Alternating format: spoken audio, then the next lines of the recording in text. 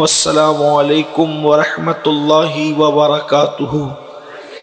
جب کوئی مصیبت آتی ہے تو یہ تو بالکل پکی بات ہے کہ ہمارے گناہوں کی وجہ سے حدیث پاک میں ہے کہ مومن کو ٹھوکر بھی نہیں لگتی مگر اس کے گناہ کی وجہ سے۔ بعض بزرگوں نے کہا کہ مومن کا چراغ بھی نہیں بجھتا مگر اس کے گناہ کی وجہ سے۔ اب مصیبت تو آتی ہے، تو مصیبت جو آتی ہے تو کبھی وہ مصیبت اللہ کی رحمت ہوتی ہے اور کبھی وہ مصیبت اللہ کا عذاب ہوتی ہے۔ کوئی بھی مصیبت، بیماری ہو، تنگ دستی ہو، رزق میں تنگی ہو، رزق کی قلت ہو، بلائیں ہو، مصیبتیں ہو، اموات ہو، جو بھی مصیبتیں ہیں اس کے دو پہلو ہیں، دو رخ ہیں۔ کبھی وہ اللہ کی رحمت ہوتی ہے، کبھی وہ اللہ کا عذاب ہوتا ہے۔ اب یہ مصیبت اللہ کی رحمت ہے یا اللہ کا عذاب ہے، اس کو معلوم کرنے کا طریقہ کیا ہے؟ تو ہمارے بزرگوں نے فرمایا کہ جس مصیبت کے آنے کے بعد بندہ توبہ کر کے، استغفار کر کے، ذکر اذکار کر کے، عبادت کر کے اللہ کے قریب ہو جائے تو وہ مصیبت اس کے لیے رحمت ہے۔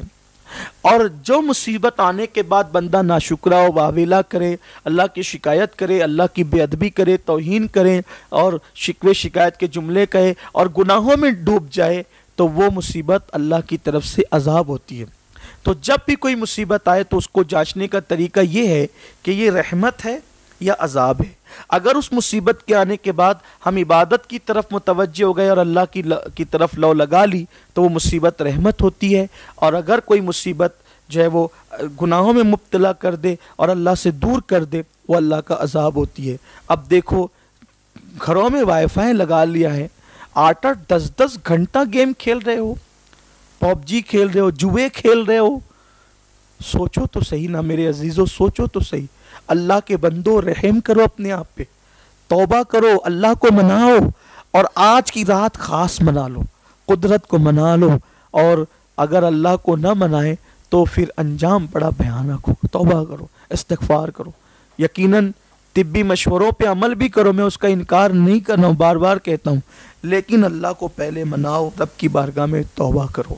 آئیے میں اب بہت لمبی گفتگو نہ کرتے ہوئے اپنی گفتگو سمیٹتے ہوئے عرض کروں، دیکھو اللہ نے اپنی رحمت کے دروازے کھول رکھے ہیں، اور جب کوئی بندہ اللہ کی بارگاہ میں پلٹ آتا ہے، اللہ کی بارگاہ میں توبہ کرتا ہے تو اللہ تبارک و تعالیٰ اسے بخش دیتا ہے، اس کو معاف کر دیتا ہے۔ بندہ 80 سال تک گناہ کرے اور اگر وہ اللہ کی بارگاہ میں صدق دل سے توبہ کرے تو میرا اللہ اس کو معاف کرتا ہے، اللہ تعالیٰ اس کی بخشش فرماتا ہے۔ آقا کریم صلی اللہ علیہ وآلہ وسلم کی تمنا تھی، ایک شخص تھے عرب میں جن کا نام دہیہ کلبی تھا۔ دہیہ کلبی بڑے خوبصورت تھے اور ایک قبیلے کے سردار تھے۔ اللہ کے حبیب صلی اللہ علیہ وآلہ وسلم کی بڑی خواہش تھی کہ دہیہ کلبی شرک کو چھوڑ کر اور غیر اللہ کی عبادت کو چھوڑ کر اللہ کی عبادت کرنے لگیں، اور دہیہ کلبی حضور اکرم صلی اللہ علیہ وآلہ وسلم کے غلاموں میں شامل ہو جائیں۔ حضور کی بڑی تمنا تھی کیونکہ ان کا قبیلہ بڑا تھا، اور حضور دعا بھی کرتے تھے۔ ایک دن دہیہ کلبی بارگاہ رسالت میں آئے تو آقا کریم صلی اللہ علیہ وآلہ وسلم دہیہ کلبی کے آنے سے اتنا خوش ہوئے کہ میرے آقا صلی اللہ علیہ وآلہ وسلم نے دہیہ کے لیے اپنی چادر بچھا دی۔ آقا کریم صلی اللہ علیہ وآلہ وسلم نے جب دہیہ کے لیے اپنی چادر بچھائی، دہیہ نے وہ چادر اٹھائی اور اٹھانے کے بعد اس چادر کے بارے میں کہا، آقا میں گنہگار اور مجرم آدمی ہوں، میں اس چادر پہ بیٹھنے کے قابل نہیں ہوں۔ اللہ کے حبیب صلی اللہ علیہ وآلہ وسلم نے کہا، دہیہ کیسے آنا ہوا؟ دہیہ نے عرض کیا کہ مجھے آپ کی تعلیمات کے بارے میں پتہ چلا ہے کہ آپ کی تعلیمات بڑی خوبصورت ہے، میں نے سوچا کہ میں آپ کے غلاموں میں شامل ہو جاؤں اور غیر اللہ کی عبادت چھوڑ کر میں وحدہ لا شریک کی عبادت کروں، کلمہ پڑھوں میں۔ لیکن ایک ذہن میں خیال آتا ہے، اے اللہ کے رسول، میں نے اپنے قبیلے کی کم و بیش 500 لڑکیوں کو اپنے ہاتھوں سے زندہ دفن کیا ہے، میں نے اپنے قبیلے کی 500 لڑکیوں کو اپنے انہی ہاتھوں سے زندہ دفن کیا ہے، میں اتنا بڑا مجرم ہوں، یا رسول اللہ کیا اگر میں مسلمان ہو جاؤں گا اور آپ کے غلاموں میں شامل ہو جاؤں گا تو یہ جو 500 لڑکیوں کو میں نے اپنے ہاتھوں سے زندہ دفن کیا ہے، کیا اس پر معافی ہو جائے گی، مغفرت ہو جائے گی میری؟ میرے آقا نے فرمایا دیا ہاں، جو ایک مرتبہ لا الہ الا اللہ محمد رسول اللہ پڑھ لیتا ہے تو اس کلمے کے پڑھنے سے پہلے حالت کفر میں ہوئے اس کے جتنے گناہ ہوتے ہیں اللہ سب معاف کر دیتا ہے، اللہ تمہیں معاف کر دے گا۔ اتنا سننا تھا، دہیا نے کلمہ پڑھا لا الہ الا اللہ محمد رسول اللہ صلی اللہ علیہ وآلہ وسلم۔ جب دہیا کلمہ پڑھا تو ان کے قبیلے کے لوگ بھی کم و بیش 700 لوگ مسلمان ہوئے، لیکن جب وہ کلمہ پڑھ رہے تھے تو حضور علیہ السلام کی نثر انور جھکا لیا اور آنکھوں میں آنسو آ گئے۔ صحابہ نے پوچھا آقا آپ کے دل کی تمنا اللہ نے آج پوری کر دی، آج دہیا مسلمان ہوئے، آپ کیوں رو رہے ہیں؟ سرکار نے فرمایا رونا اس پر آتا ہے، خوشی کے آنسو ہے کہ ایک ایسا بندہ جو شرک کرے، 500 بچیوں کو اپنے ہاتھوں سے زندہ دفن کرے، اور جب وہ ایک مرتبہ لا الہ الا اللہ پڑھتا ہے تو اللہ اس کے سارے گناہوں کو معاف کر دیتا ہے۔ جب کوئی مشرک منکر اسلام یہ کلمہ پڑھے تو اللہ تعالیٰ اس کو اتنا صلہ دیتا ہے اس کلمے کے پڑھنے پر، اگر کوئی میرا مومن امتی اس کلمے کو پڑھے گا تو اللہ تعالیٰ اسے کیا اجر عطا فرمائے گا۔ رونا اس پر آ رہا ہے۔ مسلمانوں دیکھو اللہ کتنا کریم ہے، آؤ توبہ کریں، اپنے رب کو منائیں۔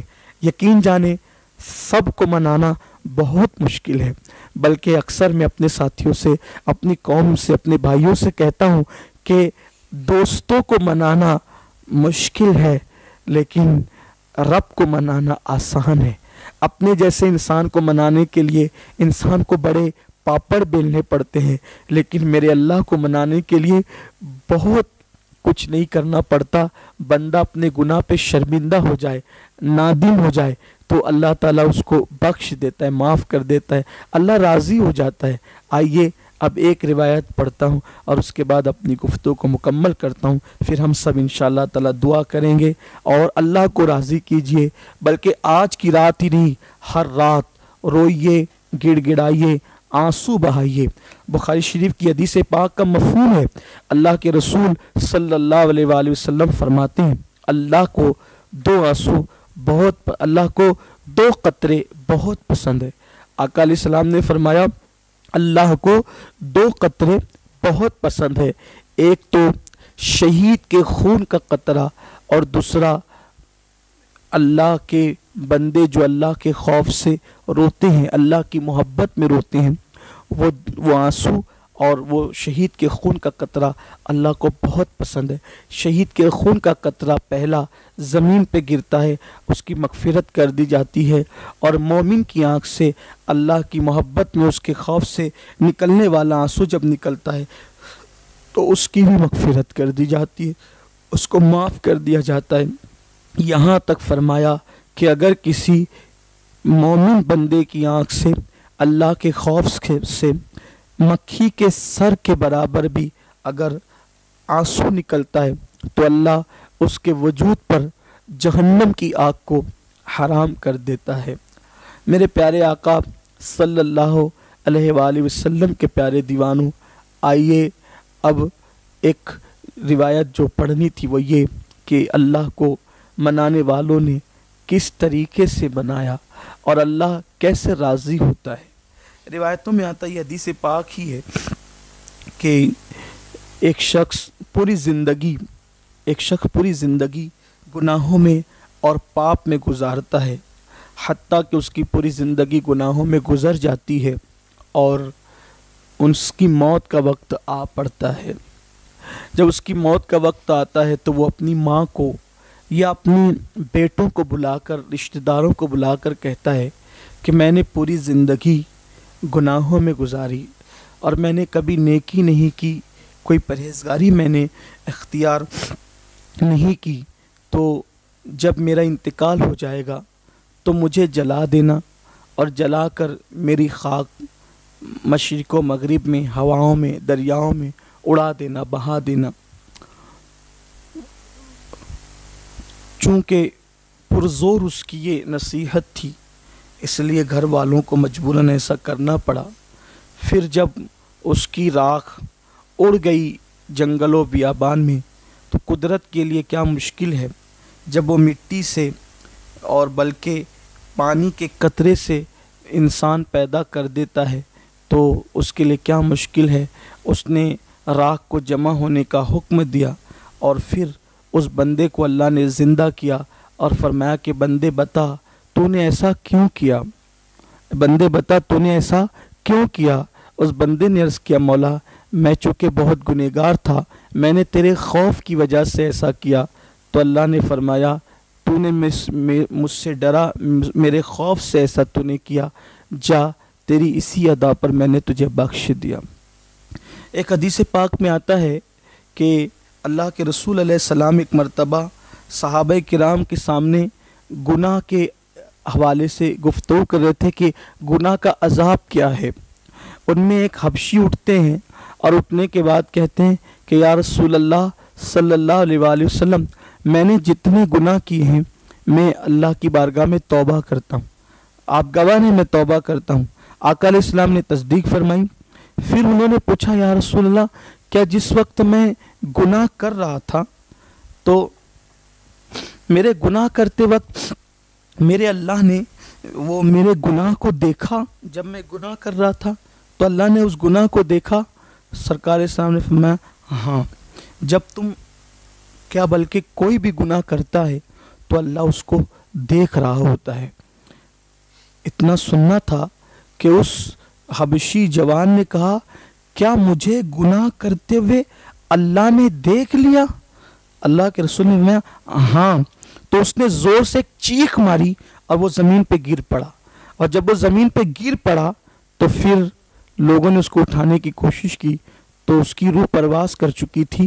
اس وقت اللہ کے حبیب صلی اللہ علیہ وآلہ وسلم نے فرمایا اگر زمین کے اوپر کسی جنتی کو دیکھنا ہے اس شخص کو دیکھ لو۔ میرے آقا صلی اللہ علیہ وسلم کے دیوانوں، آئیے اللہ کو منانا آسان ہے، روئیے، گڑ گڑائیے، اس کی بارگاہ میں رجوع کیجئے اور آج سے عہد کیجئے۔ خدا کے لیے جہاں جہاں تک میری آواز پہنچ رہی ہے سب مومنین مومنات سے میری گزارش ہے آج سے عہد کیجئے کہ کبھی نماز سے ہم کوتاہی نہیں کریں گے۔ آج دعا کی قبولیت کی رات ہے اور اذان کی بے حرمتی نہیں کریں گے، یعنی جب اذان ہوگی چپ ہو جائیں گے، اذان کا جواب دیں گے، نمازوں کو ان کے وقتوں پر ادا کریں گے۔ انشاءاللہ مجھے امید ہے کہ کرونا وائرس کی یہ وبا ختم ہو جائے گی، جلد ختم ہو جائے گی انشاءاللہ، پوری دنیا سے ختم ہوگی، پوری دنیا راحت کی سانس لے گی انشاءاللہ۔ یاد رکھنا کبھی اللہ سے مایوس نہیں ہونا، مصیبت بڑی نہیں ہے، مصیبت دور کرنے والا خدا بڑا ہے۔ اور اگر ایک بات یہ بھی کہوں، اللہ نہ کرے، میں بات ختم کرنے لگا تھا لیکن ضروری سمجھتا ہوں آج یہ بات کہنا، اللہ نہ کرے، اللہ نہ کرے، 100 بار نہ کرے، کروڑوں بار نہ کرے، کبھی نہ کرے کہ آپ کو یا آپ کے خاندان میں سے کسی کو اگر کرونا وائرس کا مرض ہوتا ہے تو یہ جو باتیں آ رہی ہیں نا کہ کرونا ہوا تو ڈر کے مارے لوگ خودکشی کر لیے، کسی نے خودکشی تک کر لی، ایسا نہیں کریں۔ آپ اللہ نہ کرے اگر یہ مرض ہوتا ہے یا مرض کی علامت پائی جاتی ہے، آپ خود ڈاکٹروں کے پاس جائیں، ڈاکٹروں سے رابطہ کریں، بتائیں۔ آپ مرض چھپاؤ گے تو دوسروں کو بھی لگ سکتا ہے، دوسرے بھی مصیبت میں آ سکتے ہیں۔ ہماری بستی ہمیں عزیز ہے، ہمارا ملک ہندوستان ہمیں عزیز ہے، ہمیں جو ہے وہ اس کو چھپانا نہیں ہے بلکہ ڈاکٹروں کو بتانا ہے، اس کا علاج کرانا ہے۔ اگر ڈاکٹرز مشورہ دیتے ہیں کہ آپ کے خاندان والوں کو جو ہے وہ کوارنٹائن ہونے کا تو آپ ان کے مشورے پر عمل کریں، اپنی مرضی نہ چلائیں۔ اور یاد رکھیں جس نے بیماری دی ہے وہ شفا بھی دے گا۔ یہ جو سننے میں آتا ہے کہ لوگ کرونا کے خوف سے خودکشی کر رہے ہیں، بھاگے بھاگے پھر رہے ہیں ادھر ادھر، یہ سب نہ کریں۔ دیکھیے قرآن مقدس میں حضرت سیدنا ایوب علیہ السلام کی بیماری کا واقعہ موجود ہے۔ مایوس نہیں ہونا، بیماری آتی ہے شفا مل جائے گی، اگر بیماری آتی ہے شفا مل جائے گی اللہ آپ کے گناہ معاف کرے گا۔ بیماری آ کر جائے گی تو آپ کے گناہ معاف ہو جائیں گے اس مصیبت میں، اور اللہ نہ کرے، ہزار بار نہ کرے، اگر وبائی بیماری میں کوئی انتقال کر جاتا ہے، مر جاتا ہے نا، تو اللہ تعالیٰ اس کو شہادت کا درجہ عطا فرماتا، بیٹھے بٹھائے بستر پہ اس کو شہادت کا درجہ ملے گا۔ اس لیے خودکشی کرنے کی ضرورت نہیں ہے، بھاگے بھاگے پھرنے کی ضرورت نہیں ہے، اب مرض چھپانے کی ضرورت نہیں ہے، مرض چھپاؤ گے تو اور لوگوں کا اس میں نقصان ہوگا۔ مالیگاؤں والوں سے میری خصوصی گزارش ہے، جو لوگ مجھے سن رہے ہیں اپنے گھروں میں بیٹھ کر کے جو سن رہے ہیں، میری گزارش ہے اللہ نہ کرے اگر ایسا ہو آپ خود جائیں، کیونکہ یہ کوئی عیب نہیں ہے۔ اللہ نہ کرے اگر کسی کو اللہ نے بیماری دی تو یہ کوئی عیب نہیں ہے، آپ اس کو عیب نہیں سمجھے، اب اپنے ہاتھ میں ہی نہیں ہے نا، یہ تو ڈاکٹر کے پاس جائیں، علاج کرائیں، اللہ شفا دے، اچھے ہو جاؤ گے، انشاءاللہ اچھے ہو جاؤ گے تو آپ کے سب گناہ بخشی دیے جائیں گے۔ اللہ نہ کرے اسی میں موت اگر قدرت نے لکھی ہے اور مر جاؤ گے تو شہادت کا مقام ملے گا، شہید کہلاؤ گے آپ تو۔ لیکن آپ بیماری چھپائیے نہیں۔ یہاں پہ مجھے بات حضرت ایوب علیہ السلام کہی تو میں صرف مختصر عرض کر دوں، ہمت رکھنا، مرض میں ہمت رکھنا، مصیبت میں ہمت رکھنا، اللہ پہ بھروسہ رکھنا، توکل رکھنا۔ جس وقت ایوب علیہ السلام بیمار ہوئے تو روایتوں میں آتا ہے کہ حضرت ایوب علیہ السلام تھے بڑے خوبصورت، چونکہ ان کا سلسلہ نسب جو ہے وہ حضرت سیدنا ابراہیم علیہ السلام سے ملتا ہے، اور یہ خاندان بڑا خوبصورت ہے۔ اور یوں بھی ہمارا عقیدہ ہے کہ جو نبی ہوتا ہے وہ دور کے سب لوگوں میں سب سے زیادہ خوبصورت ہوتا ہے، خوبصورت بھی ہوتا ہے، ذی علم بھی ہوتا ہے، اخلاق بھی اس کے سب سے اچھے ہوتے ہیں، تقوی بھی اچھا ہوتا ہے، بڑی شان ہوتی ہے، ہر اعتبار سے نبی کی شان بلند ہوتی ہے۔ لیکن حضرت ایوب علیہ السلام کو اللہ نے بڑا حسن دیا تھا، بڑی خوبصورتی آپ کو دی تھی، مال بھی دیا تھا، اور بی بی رحمت جیسی بیوی بھی عطا کی تھی۔ یہ حضرت یوسف علیہ السلام کے گھرانے کی خاتون ہے، اور بعض روایت سے پتہ چلتا ہے کہ حضرت یوسف علیہ السلام کی پوتی لگتی ہے، تو ایسی خوبصورت بیوی بھی تھی۔ لیکن جب ایوب علیہ السلام بیمار پڑے، جسم میں آبلے پڑ گئے، تو آپ کو نوبت یہ آئی، یہاں تک نوبت آئی کہ ایوب علیہ السلام کو شہر سے باہر جانا پڑا۔ حضرت ایوب علیہ السلام ایک جنگل میں جا کے رہنے لگے۔ اگر کسی کو کسی اسکول میں، کسی ہاسپٹل میں، کسی گھر میں کوارنٹائن کیا جا رہا ہے تو وہ اپنے آپ کے اندر غلط فیل نہ کرے، مایوس نہ ہو، ڈپریشن کا شکار نہ ہو، وہ حضرت ایوب علیہ السلام کو یاد کر لینا۔ اللہ کے پیغمبر حضرت ایوب علیہ السلام کو شہر چھوڑ کر جنگل میں جانا پڑا، تو یہ حوصلہ رکھیں، ہمت رکھیں۔ اور حضرت ایوب علیہ السلام جب وہاں گئے اور پھر حالت یہ ہوئی، آپ کی کیفیت یہ ہوئی کہ بظاہر آپ کے پاس کھانے کو بھی کچھ نہ رہا، آپ کی وہ شان والی بیوی جس کے پاس نوکر تھے، چاکر تھے، کنیزیں تھی، غلام تھے، ایک وقت ایسا آیا کہ اس بیماری کی حالت میں جب سب لوگوں نے ساتھ چھوڑ دیا، سب لوگوں نے ساتھ چھوڑ دیا، تو اس وقت تو یہ ہوا کہ حضرت بی بی رحمت دوسروں کے یہاں جاتی اور ان کے کام کرتی، اور پھر اس سے جو رقم ملتی ہے، جو کھانا ملتا وہ لاتی اور حضرت ایوب علیہ السلام کو پیش فرماتی۔ یہ شہر جا کر آپ کام کاج کرتی تھی، جو بھی اس دور میں ہو سکتا تھا، جیسا کہ روایات میں موجود ہیں، اور وہ لا کر کے حضرت ایوب علیہ السلام کو پیش کرتی۔ اور پھر ایک دن وہ آیا کہ حضرت ایوب علیہ السلام جو ہے، اللہ اکبر، جب ان کے امتحان کے دن پورے ہو گئے تو اللہ تعالیٰ نے فرمایا پیارے ایوب جو ہے وہ زمین پر پیر ماریے، پانی کا چشمہ جاری ہوا، حضرت ایوب علیہ السلام نے اس میں غسل کیا اور آپ صحت مند ہو گئے، تندرست و توانا ہو گئے، اور اللہ تعالیٰ نے پہلے سے زیادہ آپ کو صحت اور تندرستی عطا فرمائی۔ تو آپ پریشان نہ ہو، ایوب علیہ السلام کی زندگی آپ یاد رکھیں۔ ایوب علیہ السلام نے اس بیماری میں جو اللہ کا کبھی شکر نہیں چھوڑا، اللہ کی کبھی عبادت نہیں چھوڑی، ان چیزوں کو بھی آپ یاد رکھیں، مایوس نہ ہو۔ اور پھر ایک بار یہ کہتا ہوں کہ اگر کوئی خاندان بیمار پڑتا ہے تو میری گزارش ہے کہ ان بیماروں سے آپ جو ہے وہ طبی نقطۂ نظر سے جو ڈاکٹروں نے مشورہ دیا ہے وہ احتیاط ضرور رکھے بیماروں سے، لیکن ان بیماروں سے نفرت نہیں کریں، اس لیے کہ وہ ہمارا ایک حصہ ہے۔ آپ اگر بیماروں سے نفرت کرنے لگ جائیں گے، ان سے ہمدردی کی بجائے اگر آپ ان سے نفرت کرنے لگ جائیں گے، اللہ نہ کرے کل آپ بیمار پڑیں گے اور لوگ آپ کے ساتھ یہ سلوک کریں گے تو آپ پر کیا گزرے گی۔ اس لیے جو ڈاکٹر مشورہ دے رہے ہیں دور رہنے کا، جو کچھ بھی وہ آپ اس کو فالو کیجئے، لیکن ان سے نفرت مت کیجئے۔ کہیں ایسا نہ ہو کہ وہ نفرت کی وجہ سے احساس کمتری کا شکار کر کے کوئی غلط قدم اٹھائیں۔ اللہ تعالیٰ سے دعا کرتا ہوں کہ اللہ تعالیٰ ہم سب پر کرم کی نظر فرمائیں، تمام عالم اسلام کو اللہ تبارک و تعالیٰ جو ہے وہ اس وبائی بیماری سے محفوظ رکھے، ہمارے ملک ہندوستان کی اللہ تعالیٰ حفاظت فرمائیں اور پوری دنیا سے اس وبا کا اللہ خاتمہ فرمائیں، اور اللہ تعالیٰ جلد سے جلد جو ہے وہ پورے ملک سے اس وبا کو دور کرے۔ پہلے جیسے حالات تھے، ہمارا ہندوستان جیسے پہلے تھا اس سے بہتر طریقے سے ہمارا ملک کو پھر کھڑا ہو، ہمارے ملک ہندوستان کی، خواجہ کے ہندوستان کی پھر ترقی ہو۔ اللہ تعالیٰ آسانیاں پیدا فرمائے۔ گفتگو کے درمیان اگر کوئی غلطی لغزش ہو گئی ہو تو اللہ تعالیٰ معاف فرمائے۔ استغفر اللہ ربی من کل ذنب واتوب الیہ۔ آج شب برات ہے، آج سے گزارش ہے صلاۃ التسبیح پڑھ لیں آج، اور ہو سکے تو سورہ دخان کی تلاوت کر لیں آج، سورہ ملک پڑھ لیں، سورہ مزمل شریف پڑھ لیں، ہو سکے تو کلمہ طیبہ لا الہ الا اللہ محمد رسول اللہ صلی اللہ علیہ وآلہ وسلم 1000 مرتبہ پڑھ لیں۔ کلمہ طیبہ جب بھی پڑھا کریں تو اس طرح پڑھا کریں، لا الہ الا اللہ محمد رسول اللہ صلی اللہ علیہ وآلہ وسلم، یعنی اس میں درود شریف بھی ایڈ کر لیا کریں، تو آپ 1000 مرتبہ کلمہ شریف پڑھو گے تو 1000 مرتبہ درود شریف بھی ہو جائے گا۔ اس طرح آپ کلمہ شریف پڑھنے کی عادت بنائیں، اور کلمہ جب جب پڑھا جاتا ہے تو اس کی بڑی برکتیں ہیں۔ اللہ تعالیٰ سب کے حال پہ رحم کرم۔ سید امین آپ کا ادنا